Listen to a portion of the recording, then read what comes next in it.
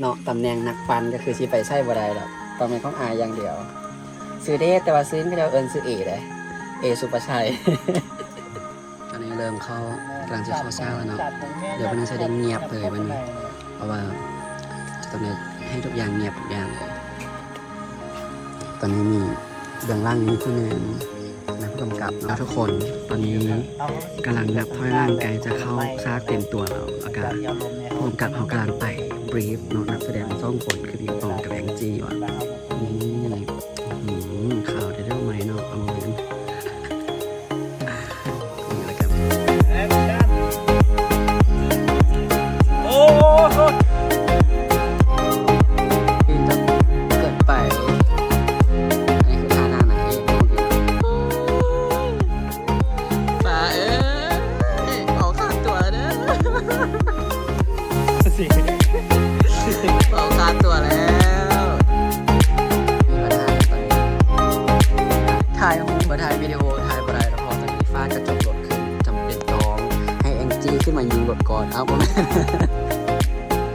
แจ็คกี้จะสตาร์ทรถอะไรวะเดี๋ยว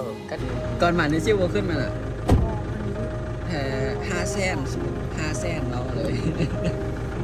ค่าไปเสียที่ตาแข็งมากแองจี้เธอไม่ยิ้มจะไหวยัง ถ้ามันเบิ่งมาเขาก็หักหลังไปได้จังได เนี่ยก็ต้องเห็นยังกันใช่ไหมเอาเพื่อนการเอากระเจ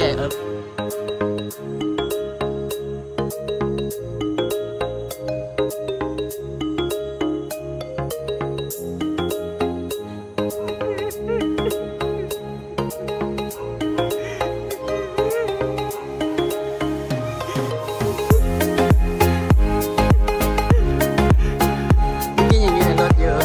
หรือเอามันออกแล้วใช่อ๋อกามใหญ่เธอแซบบอฝนแซบบอน้ำข้นฝ่านั้น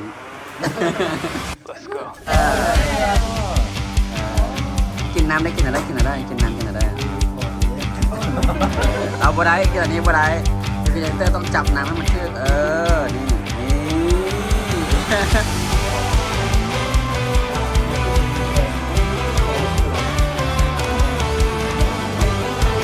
คือตกแต่งหน้า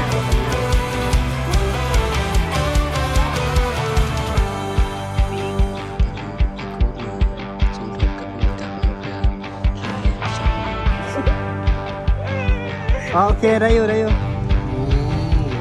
ตอนนี้เรากำลังจะย้ายก่อนแค่นึงเพราะเราจะไปสร้างพร้อมกับ ไปหาคุณลงแขก ไปเก็บต้มแขกวันนี้อันนี้คือยาวนะ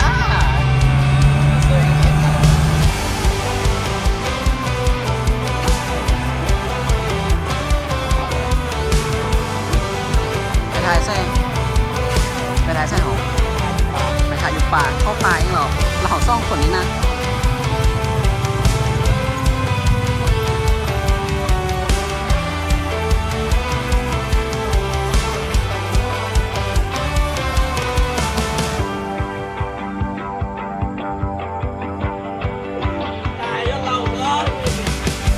เป็นซองที่ว่ากำลังจะเริ่มกินอาหารเนาะในเวลา12 โมงตรงตอนนี้และเป็นซากสุดท้ายนี่แหละซากสุดท้ายของเขาเบิ่งจากขอบตาผู้กำกับแล้วน่าจะบอกว่าคอยกับตาเริ่มเคยกินบ่เคยกินดอกแคเบิ่งจะเป็นอะไรที่จริงวันนี้เราทุกคนก็กำลังนี่ทุกคนมา3 คน ต้องสวยก่อนก็คือที่จริงตอนค่ำเนี่ยจะเป็นช่วงที่ถ่ายค่อนข้างเยอะเพราะว่าเขาถ่ายอยู่ไกลกับแคมป์ทางแล้วก็จะมีรถยางอยู่ตลอดเพราะฉะนั้นเห็นให้มันมีเสียงรบกวนดังคนทางไร่